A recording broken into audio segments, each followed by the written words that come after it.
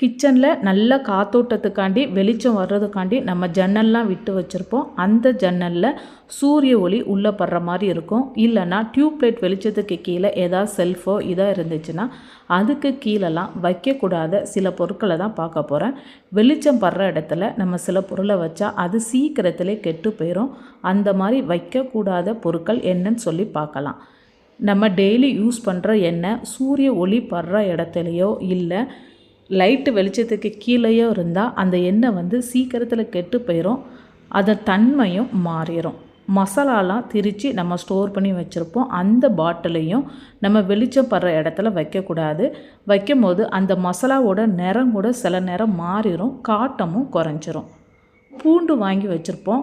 வெளிச்சம் படுற இடத்துல டியூப்லைட் வெளிச்சத்தில் இருந்தால் கூட அந்த பூண்டுலாம் ஒரு மாதிரி சுருங்கி கருப்பு கருப்பாக ஆன மாதிரி ஆயிரும். நெய்யும் அதே மாதிரி தான். வெளிச்சம் படுற இடத்துல வச்சோன்னா சீக்கிரத்தில் அது கெட்டு போயிடும். கிச்சனை க்ளீன் பண்ண வச்சுருக்கிற லிக்யூட் ஐட்டங்களையும் நம்ம வெயில் படாத இடத்துல தான் வைக்கணும். இந்த மாதிரி பருப்பு ஐட்டங்கள், மசாலா பொருட்கள் எல்லாத்தையும் நம்ம நல்லா ஒரு கபோர்டுக்குள்ளேயோ இல்லை ஒரு டப்பாவில் போட்டு ஸ்டோர் பண்ணி வச்சுக்கலாம். ஆயில் எல்லாத்தையும் ட்ரேயில் உள்ளே வச்சிட்டோன்னா ரொம்ப நாளைக்கு கெட்டு போகாமல் நல்லா சேஃப்டியாக இருக்கும்.